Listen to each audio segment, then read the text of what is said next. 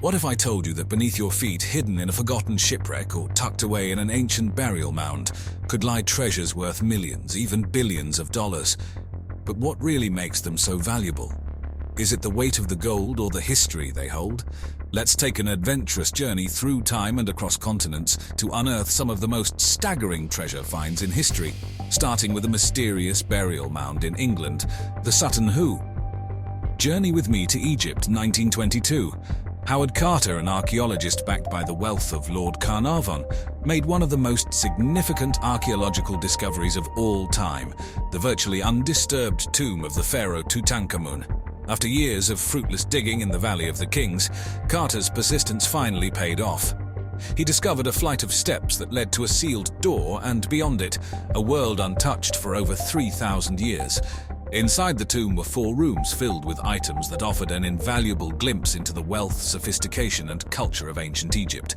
These items, more than 5,000 in total, were meticulously recorded by Carter and his team over the course of 8 years.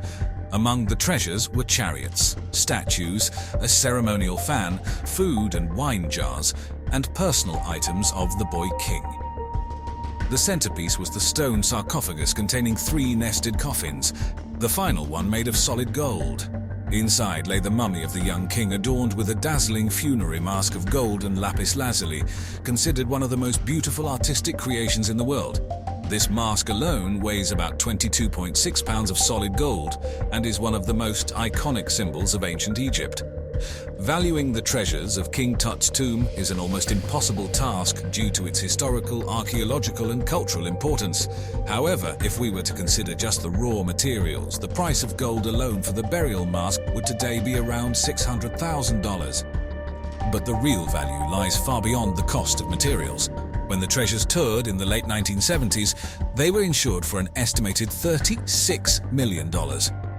In today's dollars, accounting for inflation, that would be close to $144 million. But the actual value of this window into ancient Egypt is truly immeasurable. It's 1622, Spain. The Nuestra Señora de Atocha, a heavily armed galleon, set sail from Cuba back to Spain, laden with an unimaginable wealth extracted from the New World. The treasure on board included 24 tons of silver bullion, 180,000 silver coins, copper ingots, gold coins, emeralds, and other precious jewels. But fate had other plans for the Atocha. Just a day after setting sail, it was caught in a furious hurricane, sinking it near the Florida Keys and taking its treasure down to the bottom of the sea. Fast forward to the 20th century, enter treasure hunter Mel Fisher. Fisher spent 16 relentless years searching for the Atocha, overcoming hardship, doubt, and the tragic loss of his son and daughter-in-law in the pursuit. His motto was, "Today's the day," a testament to his undying belief that he would find the Atocha. And in July of 1985, Fisher's dream came true. They found the main pile of the Atocha, a mound of silver bars and other artifacts, the heart of the ship's lost cargo. The Atocha treasure find was enormous, the mother lode as Fisher called it. The treasure trove contained 40 tons of gold and silver, 114,000 Spanish silver coins known as pieces of 8, gold coins, Colombian emeralds, golden chains, and hundreds of other artifacts.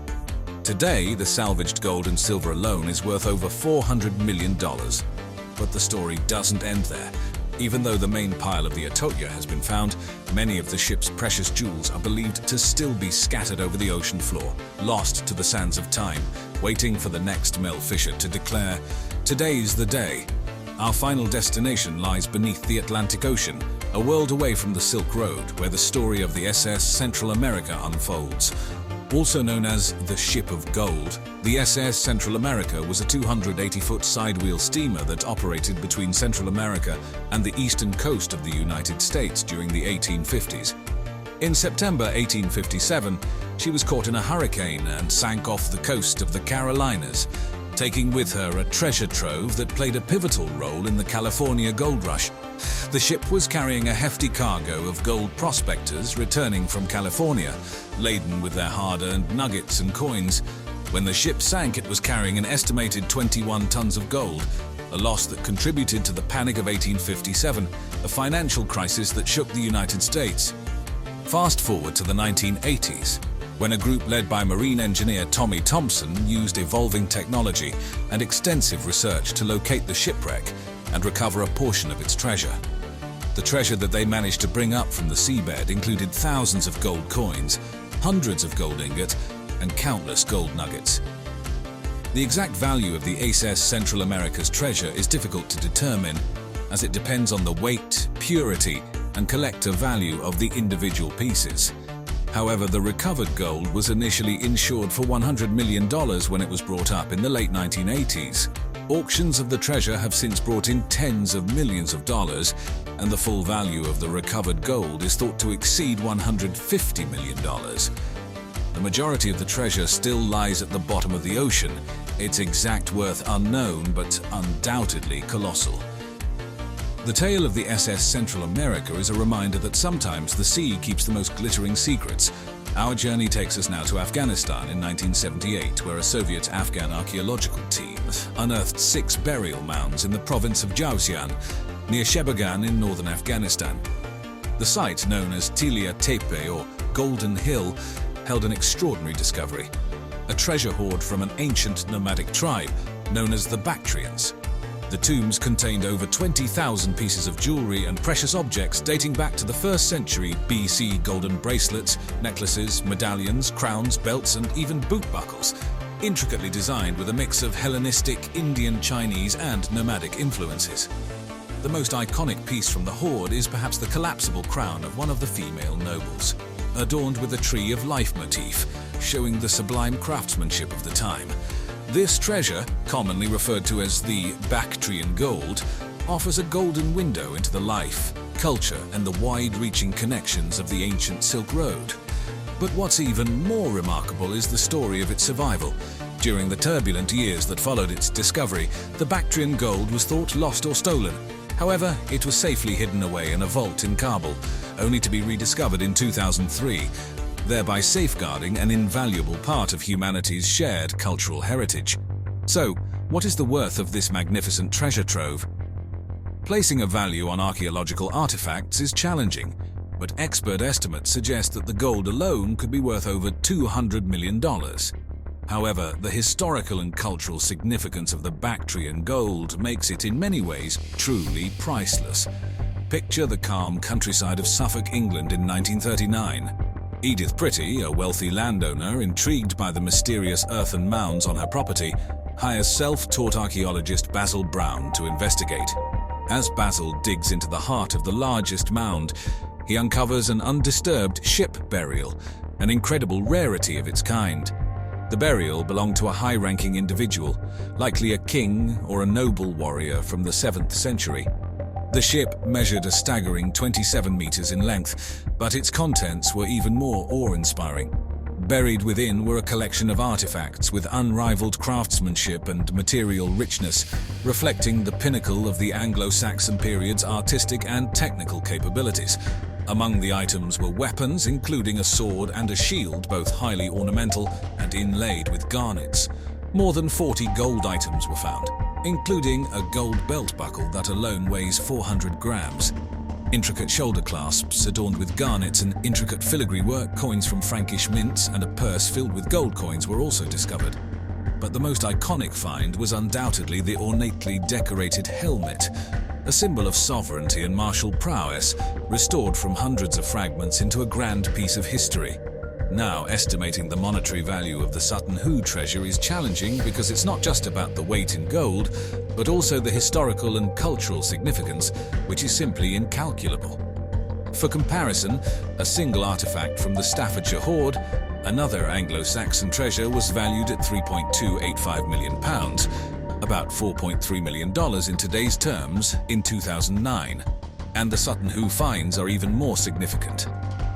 Though we can't attach a specific dollar amount to the Sutton Hoo treasure, its invaluable insight into the Anglo-Saxon world spirituality, artistry, and power dynamics makes it a priceless treasure of humanity. Stepping away from sunken ships and royal tombs, we find ourselves in the quiet town of Panagurishte, Bulgaria. Here in 1949, 3 brothers were digging clay for bricks when they stumbled upon a remarkable golden artifact, setting in motion a discovery that would shake the archaeological world.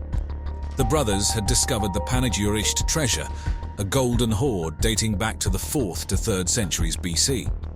The treasure consists of 9 vessels, including a fiery, 3 wine jugs and 4 rhytons. Each of these pieces was ornately decorated with scenes from Thracian mythology and custom, revealing the deep and rich cultural tapestry of the Thracian people. One of the most stunning pieces, the amphora rhyton, is believed to be a ceremonial vessel. Crafted in gold, it is adorned with scenes depicting a Thracian ruler and a procession of servants, warriors, and elders, giving us a glimpse into the courtly life of ancient Thracia. What's most astounding about this find is not just the gold itself, but the exceptional craftsmanship, the exquisite detailing, and the storytelling through art. The weight of the treasure is approximately 6.164 kilograms of 24-karat gold. Considering the cultural and historical value plus the raw gold value, it is estimated that the panegyrised treasure is worth at least $200 million. But can you really put a price on a discovery that has unlocked so many secrets of a long-lost civilization? For many, the true value of the panegyrised treasure is not in dollars and cents, but in its priceless contribution to our understanding of the human past. So there we have it, an odyssey through time and space, chasing gold, history, and the human spirit. From Sutton Hoo's ghostly ship to the sunken SS Central America, and from the Golden Pharaoh Tutankhamun's resting place to the Thracians' exquisite golden hoard in Panegyriste, we've uncovered not just treasures but narratives, civilizations and cultures that once flourished. After all, we know the real treasure lies not in gold or gems, but in the knowledge and understanding we gain. Prisons. We think of them as a modern institution, a way of punishing those who break society's rules. But did you know our ancestors also had their versions of incarceration? From Rome to Persia, from England to ancient Maya, history is filled with examples of humanity's attempts to deter and punish crime. But these weren't prisons as we know them. Let's take a journey back in time to some of the most brutal and fascinating prisons in history. How did they treat their inmates? What weird and fearsome rituals did they perform? Buckle up, because we're about to delve deep into humanity's past to uncover the dark underbelly of ancient societies. The heart of ancient Rome gives us our first destination, the dreaded Mamertine prison. This centuries-old edifice, steeped in tales of brutality, provides a gruesome glimpse into how the mighty Roman Empire dealt with its enemies. You see, the Romans were no strangers to discipline, order, and yes, punishment. One thing that stands out about the Mamertine prison is its structure, or rather, lack thereof.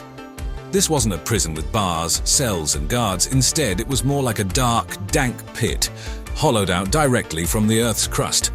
It was located at the base of Capitoline Hill, primarily underground, and was more of a dungeon than a prison as we know it.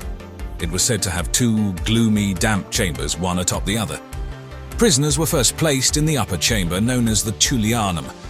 This chamber was around 12 feet high and 30 feet wide and deep, and could accommodate a considerable number of prisoners. However, the place was a far cry from comfort. It had a single opening at the top through which prisoners were lowered into the darkness using a rope or a chain. But the real horror was the lower chamber. This was where prisoners who were sentenced to die were sent. In stark contrast to the Tullianum, this room was smaller, darker, and suffocatingly close, known for its inhumane conditions. Historical records, some as old as 22 centuries, suggest that the Mamertine prison was often used to contain high-profile prisoners, enemies of the state. One notable inmate was said to be Saint Peter, one of the disciples of Jesus Christ, who was allegedly incarcerated here before his execution. But it was not just the physical torment that made the Mamertine prison infamous. The psychological terror of being in such a place, the oppressive darkness, the dreadful anticipation of passing, and the agonizing wait for execution. These were perhaps even more tormenting than the actual physical conditions of the prison.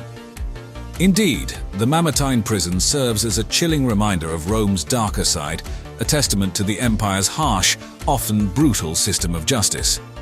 Let's travel further east to the ancient city of Xanthos, located in what is now modern-day Turkey but was then part of the Persian Empire.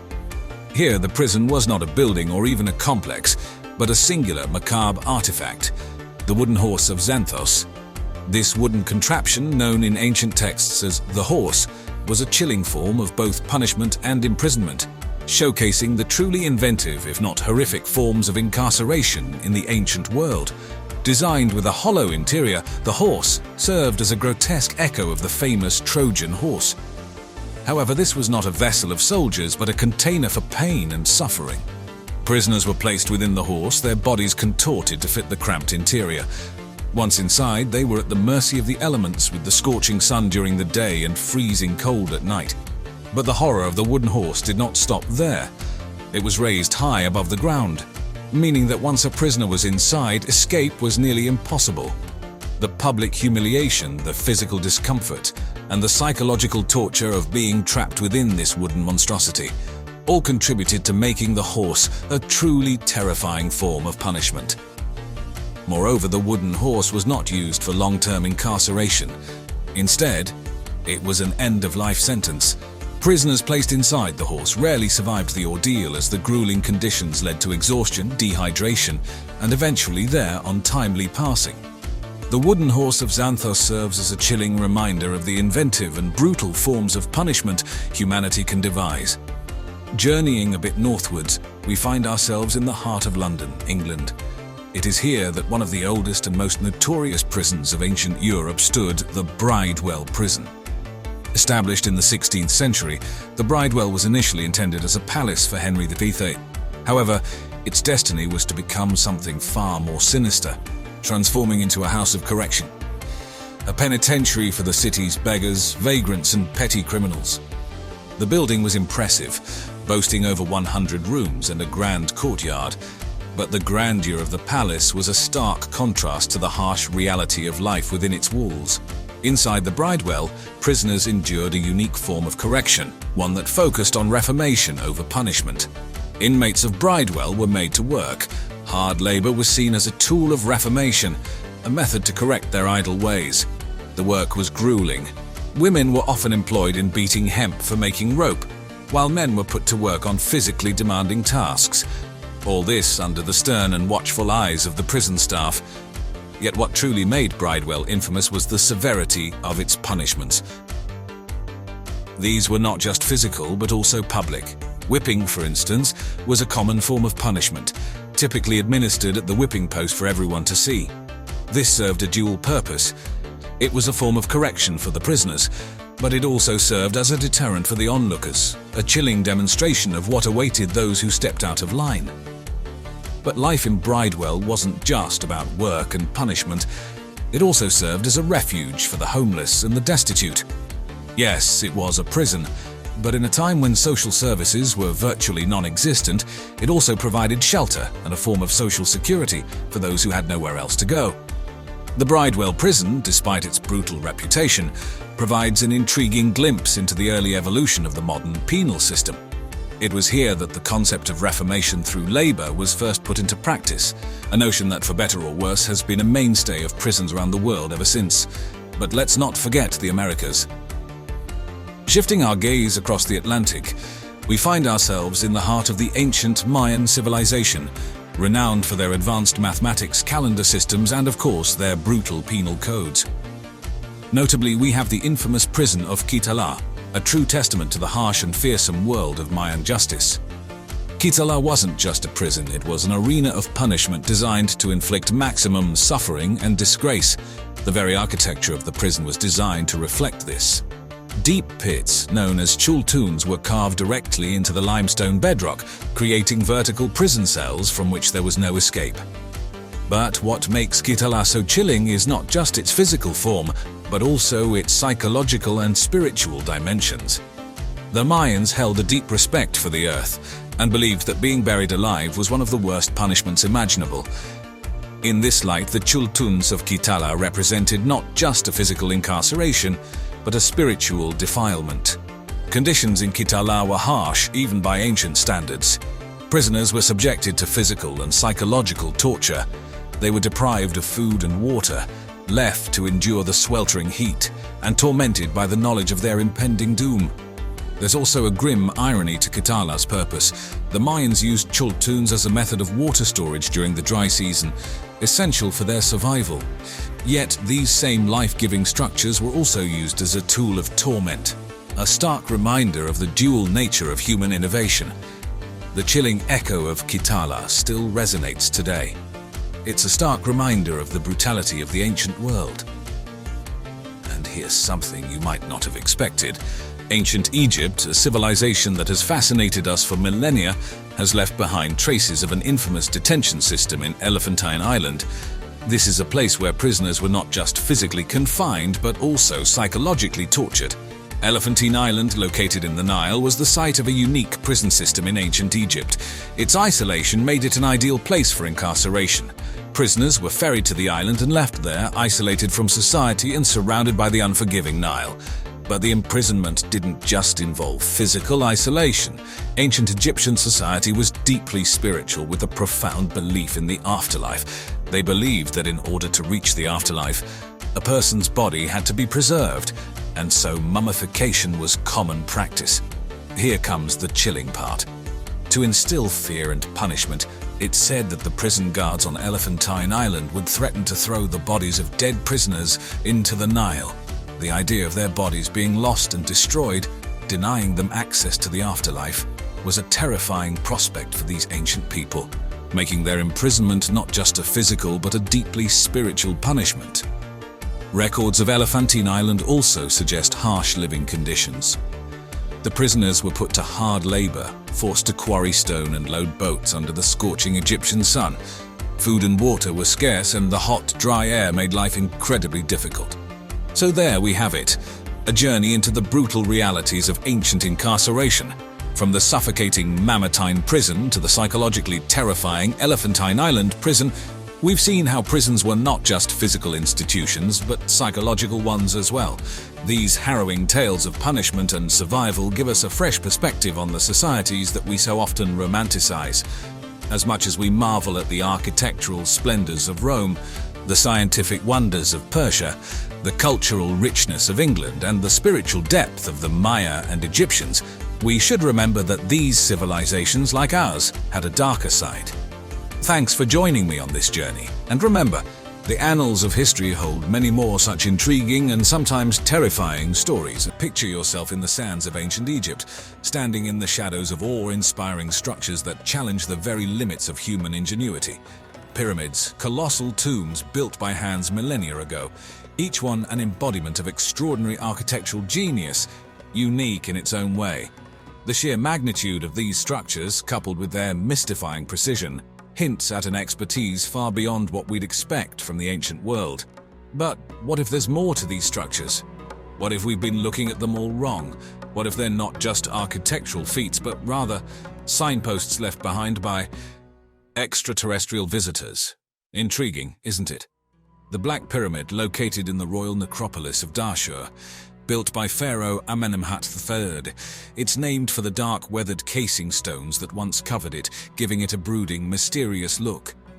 Despite its dilapidated state, the Black Pyramid still emanates an undeniable aura of ancient grandeur.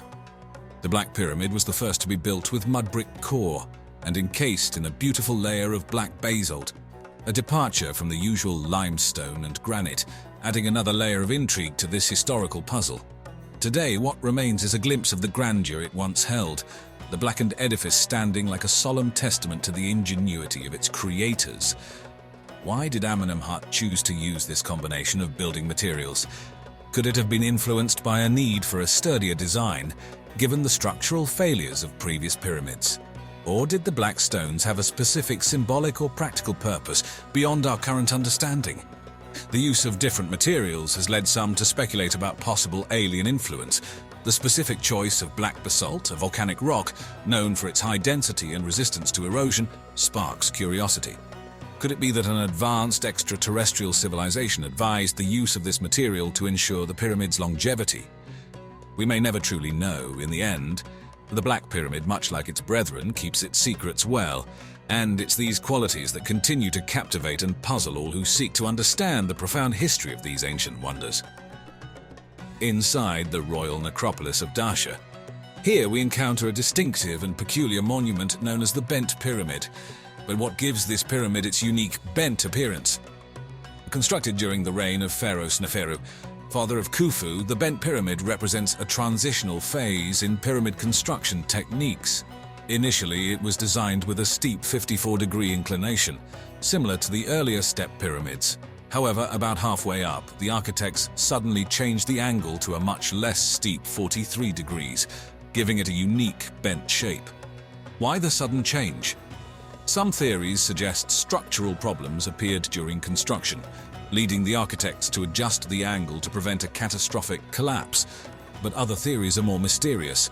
Some propose that astronomical or calendrical changes led to this alteration, or perhaps even extraterrestrial involvement or guidance. On the interior, the bent pyramid holds another surprise. Unlike most pyramids, it has two entrances, one on the northern face and another on the western, each leading to a different set of chambers. Was this intentional in design for ritualistic purposes, or is there a more practical explanation? Much like its bigger brother in Giza, the bent pyramid is a marvel of ancient architecture that continues to perplex and astound us.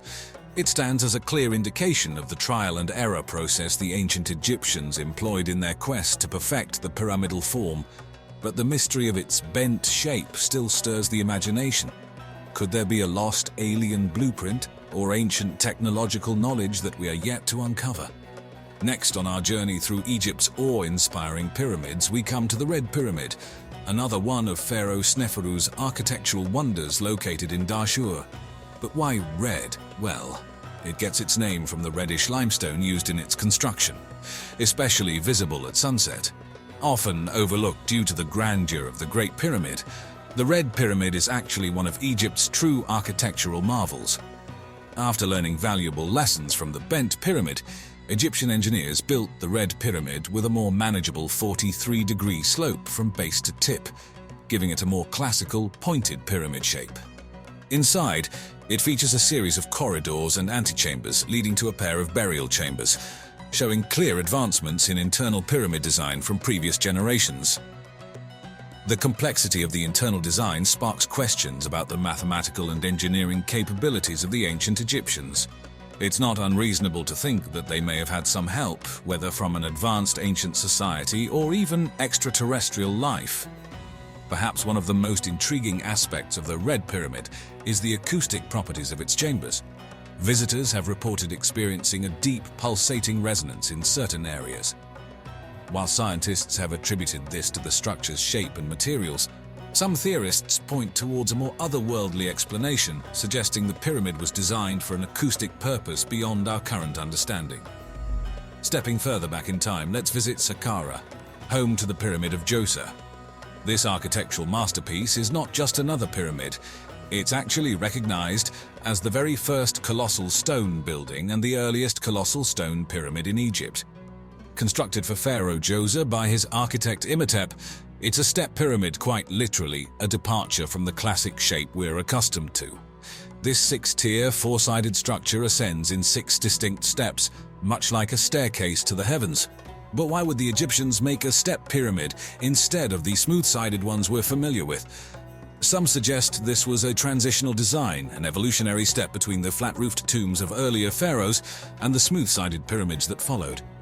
Others point to religious or cosmological reasons, seeing the steps as a grand staircase for Djoser's Ka, or life force, to ascend to the sky and join the gods. The pyramid's impressive subterranean network of tunnels and chambers over 5 kilometers long adds to the intrigue. Its complexity far outstrips anything attempted before. Was this vast, maze-like understructure a deterrent to grave robbers, a pathway for Djoser's Ka, or something more mysterious? Some proponents of the ancient astronaut theory suggest that these labyrinthine corridors are too complex to be solely the work of human hands, suggesting extraterrestrial involvement in their design. Our second last stop on this grand tour is the Pyramid of Meidum, a structure standing in the Egyptian desert with a story that's as fascinating as its unusual appearance. Unlike other pyramids we've looked at, the Pyramid of Meidum is characterized by its strange tower-like structure, looking less like a pyramid and more like a colossal, multi-layered wedding cake. The Meidum Pyramid is believed to have been initially built as a step pyramid for the pharaoh Sneferu. What's interesting is that it appears to have been architecturally modified mid-construction, with the steps filled in to create a true pyramid form. But something went wrong, dramatically wrong. The outer layers of the pyramid have collapsed, leaving just the inner core standing. What caused this? Did the architects overestimate the stability of their design? Or was there an external factor at play? These questions linger in the wind that sweeps across the Meidum Pyramid, and researchers are still seeking answers. An even more tantalizing question is whether extraterrestrial beings could have influenced the construction of this pyramid. Alien theorists point to the Meidum Pyramid's complex design, the sheer scale of the project, and the sudden shift in architectural plan as indicators of potential alien involvement. Could this pyramid's unique design be an ancient echo of advanced knowledge imparted by extraterrestrial visitors? Until we discover conclusive evidence, the Pyramid of Meidum will continue to both baffle and captivate those who ponder its origins. If we go on a historical journey back in time, around 4,500 years ago to be precise, we encounter one of the most magnificent constructions of the ancient world, the Great Pyramid of Giza. And it's not just great in name, it's massive, originally standing at 481 feet, 146.6 meters, making it the tallest man-made structure for over 3,800 years. Isn't that something? Constructed during the reign of Pharaoh Khufu, it's estimated that around 2.3 million stone blocks, each weighing between 2.5 and 15 tons, were used in its construction. The precision and accuracy with which this colossal monument was built are truly mind-boggling. Its sides are aligned almost perfectly with the cardinal points, and its base is horizontal and flat to within just 21 amir. More fascinatingly, the pyramid's design incorporates complex mathematical and astronomical knowledge, such as the concept of pi and the solar year. How an ancient civilization achieved this feat is still a topic of heated debate among archaeologists and historians. Did the Egyptians possess advanced technology lost to time, or, as some propose, were they aided by extraterrestrial beings? The Great Pyramid isn't just an architectural marvel, but also an acoustic one. It appears to focus electromagnetic energy in its chambers and beneath its base, leading to wild speculations about its purpose. From a grand tomb to an ancient power plant or a cosmic beacon, the theories are as numerous as they are intriguing. And there you have it. From the Great Pyramid of Giza to the mysterious Black Pyramid, these structures continue to amaze and baffle us with their design, their purpose, and their possible connections to beings beyond our world. Is it possible that aliens had a hand in their construction? Well, the evidence is largely speculative, and mainstream archaeology continues to offer more terrestrial explanations. Yet the questions remain, and the pyramids stand silent but potent, their secrets preserved through the ages. Until we have all the answers, all we can do is continue to marvel at their mystery. Have you ever wondered about the mysteries that lay beneath our feet? Secrets that date back to the dawn of civilization, to a time long before the invention of writing, metal tools, or even the wheel. Today, we're journeying back around 11,600 years to southeastern Turkey, to the site known as Gobekli Tepe. Here, massive stone pillars arranged in circles tell a silent story, one that disrupts our understanding of early human society and tantalizes us with whispers of possible alien influence. The intriguing tale of Gobekli Tepe starts with its discovery. It was the mid-90s, and German archaeologist Klaus Schmidt was following up on reports of stone artifacts found by local farmers. The area, a dusty and remote hilltop in the southeastern Anatolia region of Turkey, seemed an unlikely place to find something extraordinary, but Schmidt felt there was more than what met the eye. When he first saw the site, he noticed the uneven surface of the hill marked with several stones and slabs jutting out. What some had dismissed as a medieval graveyard, Schmidt speculated, might be something much, much older. His initial hunch proved correct, and as the soil was gradually removed, a complex of massive T-shaped pillars came into view, arranged in circles. The sheer magnitude and intricacy of these structures were stunning. Notably, the excavation process has been painstakingly slow and deliberate. To date, only about 5% of the site has been unearthed, and it's estimated that there could be 20 or more stone circles still hidden underground. The work is tedious, but it's worth it. Each uncovered artifact or stone etching adds a piece to the puzzle, telling us more about the people who once walked these grounds. What's more fascinating is the age of the site. Radiocarbon dating of organic material found at Gobekli Tepe has revealed that the construction of the site began around 9,600 BC, making it over 12,000 years old. This predates Stonehenge by over 6 millennia and challenges what we know about the timeline of human civilization. The artistry and precision evident in the stone carvings further compound the mystery. Many pillars are adorned with intricate depictions of animals, humans and symbols, all etched using simple stone tools. We see foxes, lions, birds, snakes and more captured in mid-motion, as well as strange abstract symbols, some of which recur across the site. What these images meant to the creators, we can only speculate. This extraordinary archaeological site offers a window into the world of our hunter-gatherer ancestors and makes us question our assumptions about the dawn of civilization. The people who built Gobekli Tepe left behind no written records, but their impressive achievement continues to speak to us millennia later through the language of stone. Understanding the construction of Gobekli Tepe is as mind-boggling as the complex itself. It's a mammoth task that involves piecing together fragments of a distant past, an era when humanity was making its first steps from hunter-gatherer societies to established settlements. The first thing that strikes us about the construction of Gobekli Tepe is the sheer scale. Each of the massive T-shaped pillars weighs up to 20 tons and stands up to 5.5 meters tall. Carving, moving and erecting these monoliths would be a formidable task even today. And it's awe-inspiring to think that this was achieved more than 12,000 years ago. Archaeologists believe that the people of Gobekli Tepe utilized a large workforce to construct the site. Given the complexity and enormity of the task, it's likely that the people who built the structures had a deep understanding of stoneworking, organization, and perhaps even rudimentary engineering. The stone tools found at the site give us a glimpse of the hard work and ingenuity involved in the process. Chisels, pounders, and scrapers made from hard volcanic rock called obsidian, along with other stone types, would have been used to meticulously carve the intricate figures and symbols found on the pillars. Moreover, the layout of the site suggests that the builders had an understanding of geometric principles. The stone circles follow a rough pattern and are positioned in relation to each other in ways that suggest intentional planning and design. Additionally, some researchers hypothesize that the site may have been oriented in alignment with celestial bodies, but this remains speculative. One of the greatest puzzles about the construction of Gobekli Tepe is the question of how these massive stone pillars were transported and erected. Some of the quarries where the stone was sourced are located several hundred meters away from the site. It's possible that the people of Gobekli Tepe might have used a combination of sledges, ropes, and ramps, along with a lot of manpower, to move these colossal structures into position.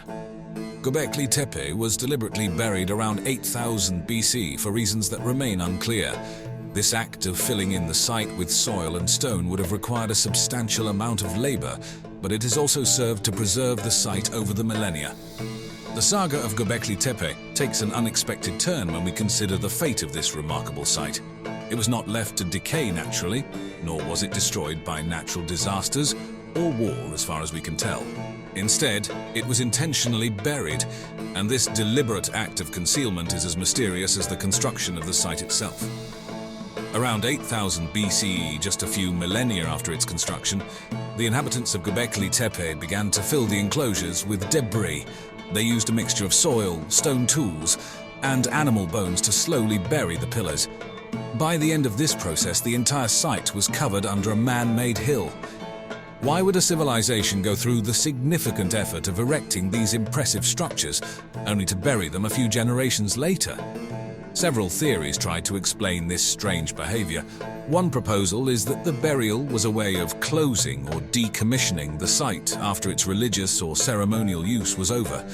Perhaps the site's spiritual power was considered too potent or dangerous to leave exposed, so it was carefully buried to neutralize it or to preserve it for future generations. Alternatively, the intentional burial could have been a protective measure against invading forces. Concealing the site could have kept it safe from destruction or desecration. However, there is little evidence to suggest that such external threats existed at the time. Another intriguing possibility is that the shift from a hunter-gatherer society to a more agrarian one caused significant cultural changes, including changes in religious practices. As new ways of life and belief systems emerged, the old monuments may have been deemed obsolete and hence deliberately hidden away. Regardless of the reasons, the intentional burial of Gobekli Tepe preserved the site for millennia, protecting it from weathering and human interference. In a sense, the site's ancient inhabitants became the first curators of their cultural heritage, gifting future generations a glimpse into a world that existed more than 10,000 years ago. In the end, the decision to bury Gobekli Tepe may well be the reason why we are able to explore its mysteries today.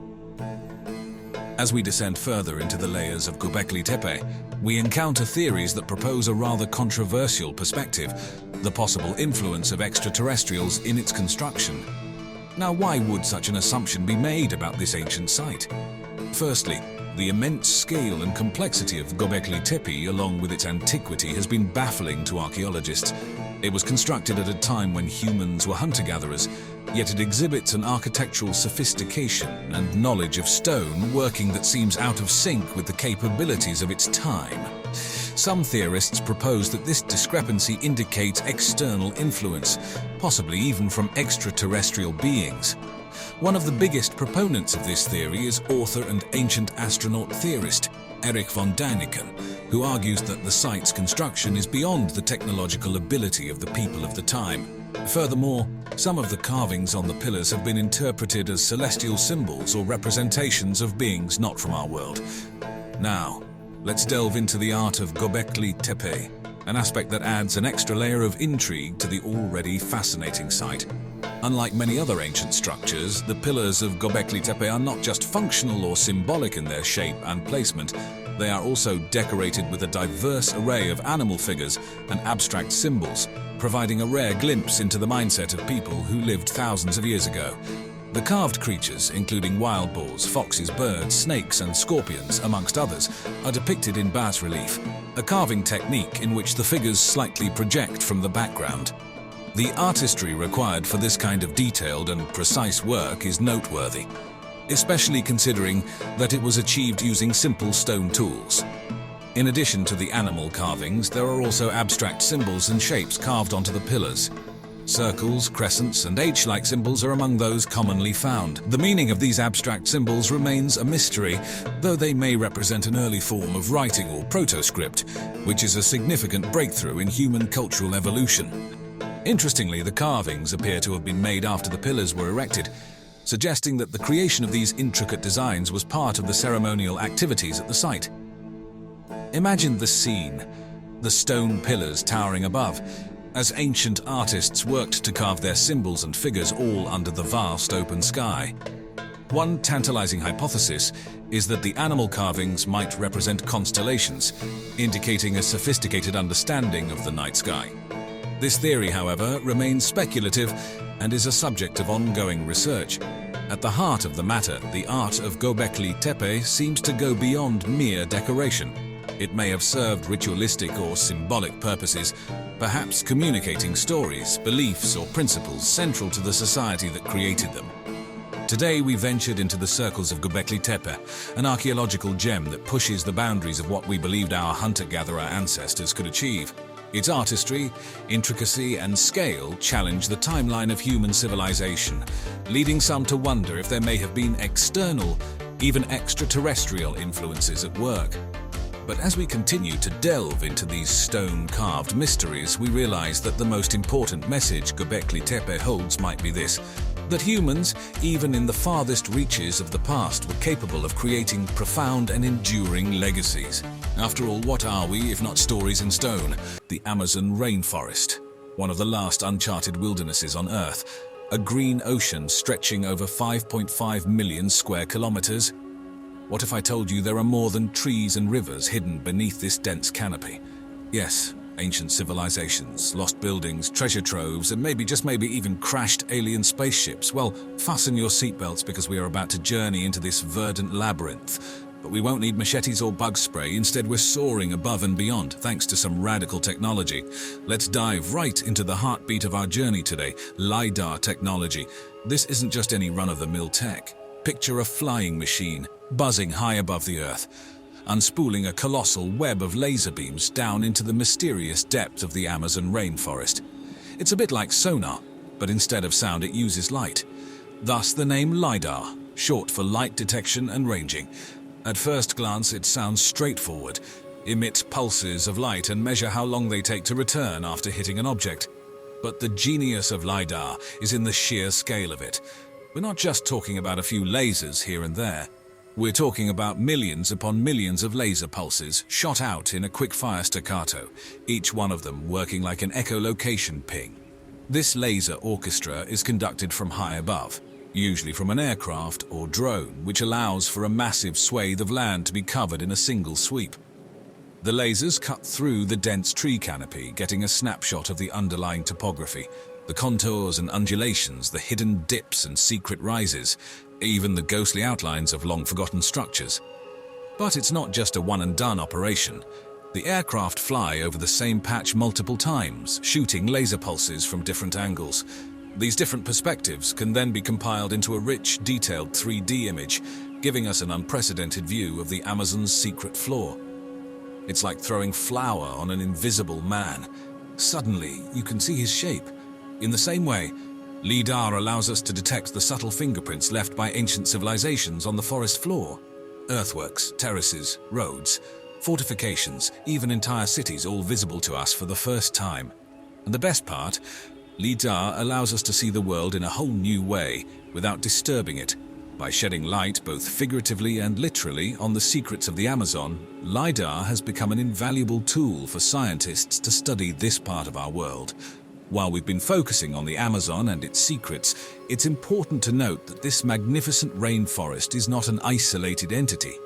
It's part of a global tapestry of ancient civilizations and cultures, many of which may have had connections to the societies that once thrived here. The most immediate connections can be found in the broader context of pre-Columbian civilizations. The Inca Empire, for instance, stretched along the Andean mountain range just to the west of the Amazon. Archaeological evidence has suggested that the Incas might have ventured into the Amazon basin and interacted with the peoples living there. Even more intriguing are potential connections to civilizations far away. For instance, pottery styles found in the Amazon have shown striking similarities to Polynesian designs, sparking debates about potential trans-Pacific contact. Could adventurous Polynesian seafarers have navigated their way to South America, establishing contact with Amazonian societies? While definitive proof remains elusive, the possibility adds another layer of intrigue to our understanding of the Amazon's past. Adding to the potential global connections of the Amazon are theories regarding the distribution of plant species. For instance, the coca plant, native to the Andean region and Amazon basin, was used for millennia by indigenous societies in South America for its stimulant properties. Interestingly, traces of coca and nicotine from tobacco plants native to the Americas were found in Egyptian mummies. Could this point to ancient trade routes connecting the New World and the Old? As of now, this remains a controversial and largely unproven hypothesis, yet the sheer suggestion of it hints at a potentially far more interconnected ancient world than we ever imagined.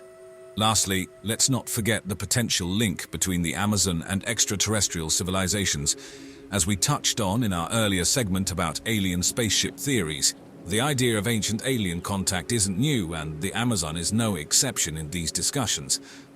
From hypothetical lost spaceships to theories that ancient Amazonians had celestial knowledge beyond their means, the potential for such interstellar connections only adds to the mystery and intrigue of this incredible rainforest. Let's take a trip back in time. Imagine a world where the Amazon rainforest isn't just a sprawling, teeming wilderness, but a vibrant, bustling, complex human landscape. It's a challenging thought, isn't it? After all, the Amazon is often portrayed as the world's most inhospitable jungle, devoid of human touch. But as it turns out, this might be far from the truth. Recent LiDAR explorations have revealed a startling possibility. The Amazon, contrary to popular belief, was once home to a dense, interconnected network of sophisticated pre-Columbian civilizations. We're talking about highly organized societies, complete with roads, bridges, canals, and plazas, living in harmony with the jungle instead of against it. As if pulled straight from the pages of a high fantasy novel, these civilizations built sprawling urban landscapes, replete with earthworks and geoglyphs, geometrical figures etched onto the landscape, that can still be seen today. Some of these earthworks are so large that they can only be truly appreciated from an aerial view. reminiscent of the famous Nazca lines in Peru. One of the most compelling discoveries includes evidence of man-made soil known as terra preta, literally black earth in Portuguese. Richer and more fertile than the surrounding soils, terra preta is dotted with shards of pottery and bits of charcoal, suggesting that these regions were once hubs of human activity, perhaps even centers of agriculture. Most exciting of all is the sheer scale of these lost civilizations. Archaeologists estimate that at their peak, they may have sustained a population of millions, challenging the narrative that the Amazon was a counterfeit paradise, incapable of supporting large-scale human life. But why then did these grand civilizations vanish? Why did the rainforest reclaim its lost territories? It's a haunting question, and one we are still struggling to answer.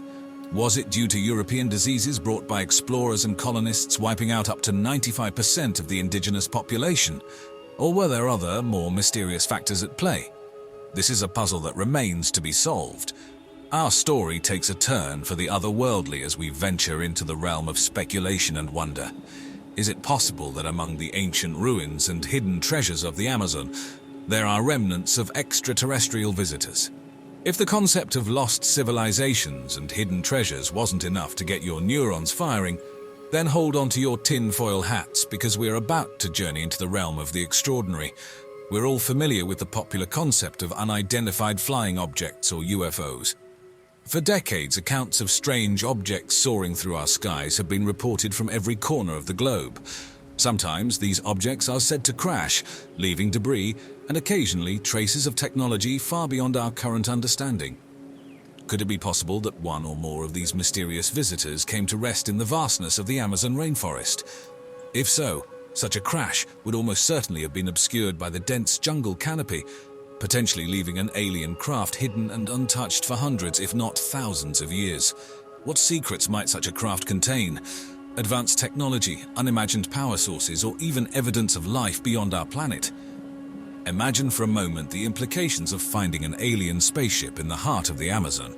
Not only would it irrevocably confirm the existence of extraterrestrial life, but it could also provide us with insights into technology and knowledge far beyond our current understanding. It would be, without a doubt, one of the most monumental discoveries in human history. Critics of this theory argue that it's just a fanciful flight of imagination, grounded more in the realm of science fiction than scientific fact. But proponents point out that the Amazon, with its difficult terrain and dense vegetation, is the perfect hiding spot for such an extraordinary secret. From the lost civilizations to possible extraterrestrial findings, we've taken a dive into the mysteries and wonders of the Amazon. But the Amazon isn't just about hidden cities or hypothetical alien spaceships. It's a place of ongoing exploration and revelation, where scientists are continually unearthing new discoveries that change our understanding of this vast ecosystem. In recent years, with the help of LiDAR and satellite imaging, we've seen an explosion of new finds within the Amazon's dense canopy. The discovery of so-called geoglyphs, intricate large-scale earthworks, suggest a complex, sophisticated society that lived in the Amazon before European arrival. Some of these geometric shapes measure more than a football field in diameter, hinting at a highly organized society capable of substantial construction projects. But it's not only the footprint of ancient humans that are being unveiled. In 2019, an entirely new coral reef system was discovered at the mouth of the Amazon River. A thriving, colorful biosphere, in a place where no one thought such a thing could exist. This finding not only highlights the Amazon's abundant life, but also reminds us that even in the 21st century, there are still places on our own planet that remain largely unexplored. In the realm of flora and fauna, the Amazon continues to be a treasure trove of biodiversity. Every year, scientists catalogue hundreds of new species, from brilliantly colored birds and frogs to towering trees and delicate orchids. And these are just the species we know about. There are undoubtedly countless other organisms out there, hidden deep within the forest, waiting to be discovered. Imagine, if you will, the glint of gold shimmering in the dappled sunlight filtering through the dense canopy of the Amazon. A rustle of leaves, a clatter of falling fruit, and the subtle whisper of secrets, long buried in the verdant undergrowth of the jungle. Treasure. The word itself conjures up images of glittering gems, priceless artifacts, and ancient relics of civilizations long past. When we think of the Amazon rainforest, we might first imagine its unrivaled biodiversity. But the recent LIDAR findings have begun to paint a new picture, that of a land brimming with the potential for hidden treasures. The ancient civilizations that called the Amazon their home were not just adept builders, but also skilled craftsmen, potters, weavers, and metallurgists. Their skill in goldsmithing was particularly renowned, a fact attested by the beautiful gold artifacts recovered from the region. Hidden among the ruins of these forgotten cities, there could potentially be caches of such treasures waiting to be discovered. Gold ornaments, beautifully crafted pottery, intricately woven textiles, and even precious gemstones could be buried. Have you ever looked at the grandeur of the pyramids of Egypt and thought, what if they were more than just royal tombs? What if these ancient structures were actually power plants harnessing unseen forces? Imagine the pyramids not just as final resting places for the pharaohs, but as colossal energy generators of a lost civilization. Buckle up, because today we're going on an electrifying journey exploring some fascinating theories about these ancient wonders. We're delving into the engineering marvels, piezoelectricity, and even the possibility that the pyramids predate the Egyptians. To fully grasp the awe-inspiring genius behind the construction of the Great Pyramid of Giza, we must understand its sheer magnitude. Standing tall at 481 feet originally, this pyramid was the tallest man-made structure on Earth for almost 4,000 years. Its colossal size isn't the only feature that impresses, though. The accuracy with which it was built is mind-boggling. For instance, the base of the pyramid is a nearly perfect square, with sides measuring about 230.4 meters each. The sides are aligned almost exactly with the cardinal points of the compass, deviating by less than 0.06 degrees from true north. This kind of precision would be a challenging feat, even with our modern construction technology, let alone with the tools and methods available over 4,000 years ago. The interior design is no less impressive. The Grand Gallery, the King's Chamber, the Queen's Chamber, and the mysterious subterranean chamber are all part of a complex internal system. These elements, combined with the intricately designed ventilation shafts, showcase the extraordinary knowledge and skill of the architects who conceived this masterpiece. The more we learn about the Great Pyramid, the more we realize just how much of an engineering marvel it is. And that's just the start of the mysteries this ancient edifice holds for us. When we consider the Great Pyramid, many among us can't help but wonder, could there be more to its purpose than a mere tomb? Enter the electrifying theory of pyramids as power plants. This idea, while certainly not mainstream, has ignited the imaginations of many independent researchers and thinkers. Some advocates of this theory point to the design and construction of the pyramid, specifically its use of granite. Granite is known to contain quartz crystals, which can generate an electrical charge under pressure, a phenomenon known as piezoelectricity. The King's Chamber, lined with granite, could potentially have generated this form of electricity. Another piece of evidence cited is the mysterious tunnels leading into and out of the King's Chamber. These shafts, some argue, could have been used to channel some form of energy. The fact that these tunnels align with certain star constellations adds further intrigue to these theories. Additionally, the location of the pyramid itself is noteworthy. The Great Pyramid is located at the geographical center of Earth's landmass. Could this be a mere coincidence, or was it intentionally built here due to some special geoelectric properties of this location? To fully grasp the theory of the Great Pyramid as a power plant, one must first understand its unique internal design, the precision with which the pyramid was constructed, the particular materials used, and the placement of different chambers and corridors all contribute to the hypothesis. Let's begin with the King's Chamber. This room is made entirely of granite, which, as we discussed before, has a significant quartz content. Quartz is known to produce an electric charge under pressure, a phenomenon known as piezoelectricity. This has led some to believe that the pyramid may have been designed to generate and store energy. Then we have the Grand Gallery, a 47 meters long, 8 meters high corridor that leads directly to the King's Chamber. It's suggested by some theorists that the gallery could act as a resonance chamber, potentially amplifying and focusing any energy generated within the King's Chamber. Below the King's Chamber and the Grand Gallery, there's the so-called Queen's Chamber, and further down still, the subterranean chamber. The latter is an unfinished, rough-hewn room cut into the bedrock beneath the pyramid. The purpose of these rooms is still shrouded in mystery, and some believe they were integral to the supposed energy production of the pyramid. Connecting the outside world to these internal chambers are 4 narrow shafts, 2 from the king's chamber and 2 from the queen's chamber. While their precise function remains unknown, some researchers speculate they might have acted as conduits for the energy generated inside the pyramid. Finally, the Great Pyramid's external layer was originally covered in white limestone, forming a smooth outer surface. The properties of this limestone are noteworthy. It is an excellent insulator, capable of preserving the internal temperature of the pyramid, but it also conducts electricity well, which adds another fascinating angle to the power plant theory. All these details and architectural features have led some theorists to imagine the Great Pyramid as a complex energy system rather than a simple tomb. This energy, they propose, could have been harnessed for various purposes, from communication to healing to powering advanced technologies. It's a theory that continues to spark imagination. It's clear the pyramid's construction methods were highly sophisticated, and their architects were familiar with some fascinating natural phenomena. Piezoelectricity and the potential of hydrogen power offer interesting insights into the theory of pyramids as ancient power plants. Let's dive deeper into this intriguing aspect of the theory. Piezoelectricity is a property of certain materials, including quartz, to generate an electric charge in response to mechanical stress. And it just so happens that granite, the material used to build the king's chamber and many internal passages of the Great Pyramid, contains a substantial amount of quartz. If the builders intentionally chose these materials to harness piezoelectricity, it would be evidence of an advanced understanding of physics. But how would mechanical stress have been applied to the granite? Some theorists speculate that the pyramids might have been intentionally designed to vibrate, possibly through the impact of seismic waves or sound reverberations.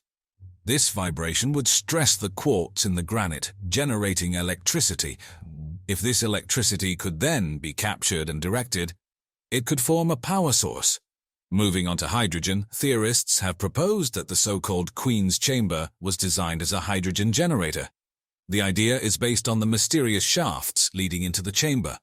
According to the theory, one shaft could have supplied the chamber with hydrated zinc, and the other with dilute hydrochloric acid. When these two substances mix, they generate hydrogen gas. Could this have been the pyramid's primary source of power? The potential power of hydrogen is well known today. Hydrogen fuel cells are a clean energy technology that's gaining traction. The idea that the ancients might have harnessed the energy potential of hydrogen is tantalizing, though of course it's also highly speculative. This exploration of the Great Pyramid's internal design, the possible piezoelectric effects of its construction materials, and the potential generation of hydrogen within its chambers opens up new possibilities for interpreting this ancient wonder. Whether or not you subscribe to the power plant theory, it's certainly a fascinating angle to consider. We continue to excavate layers upon layers of history. There's a profound question that continues to baffle archaeologists, historians, and researchers alike. Are the pyramids older than the civilization we credit them to? Some propose the idea of pre-dynastic Egypt, a period before the official start of pharaonic civilization, during which these magnificent structures might have been built. They cite evidence of water erosion on the Sphinx and certain pyramids, suggesting that these structures were subjected to heavy rainfall, a climate condition that hasn't been a part of Egypt's landscape for at least 8,000 years, predating the recognized start of Egyptian civilization. This leads us to an intriguing theory. Did the ancient Egyptians merely inherit these colossal structures? This idea, often referred to as the moved-in theory, posits that the ancient Egyptians found these abandoned architectural marvels and decided to make them a part of their civilization. Proponents of this theory cite the stark contrast between the complex, massive pyramids and the simpler, smaller structures Egyptians were known to build elsewhere during the same period. They also note the absence of conclusive evidence directly linking the pharaohs to the construction of these pyramids, such as contemporary inscriptions, drawings, or definitive proof within the structures themselves. But in the realm of exploration, we must keep our minds open to new possibilities. Seeking truth with skepticism, curiosity, and relentless inquiry. The sands of Egypt still have countless stories buried within them. waiting to be discovered, decoded, and understood. Our journey now takes us to a theory that combines ancient legends, archaeological anomalies, and a sprinkle of speculative thinking. According to some theorists, the pyramids could be remnants of a prehistoric era, predating even the earliest Egyptian dynasties. This theory suggests that the pyramids might have served as a sort of ark, preserving the knowledge of a highly advanced civilization that was wiped out by a cataclysmic flood. We've all heard about the Great Deluge, a massive flood that supposedly wiped out an entire civilization. This story isn't exclusive to any one culture or region. Flood myths are recorded in the lore of numerous civilizations around the world, from the biblical tale of Noah to the ancient Sumerian epic of Gilgamesh. Some propose that this great flood, whenever it may have occurred, destroyed an advanced civilization which had built the pyramids. These survivors, they speculate, could have passed on their knowledge to the Egyptians, who then moved into the pre-existing pyramids. Interestingly, the pyramids, particularly the Great Pyramid of Giza, show signs of significant water erosion, suggesting they were once partially submerged. Could this be evidence of a catastrophic flood? And there's another intriguing element to consider. The pyramids are thought to be designed with exceptional precision, aligned with celestial bodies, and potentially serving as a form of star map. Some suggest this was a way of preserving the lost civilization's astronomical knowledge. But as we continue to peel back the layers of history, we remain open to new discoveries, fresh perspectives, and intriguing possibilities.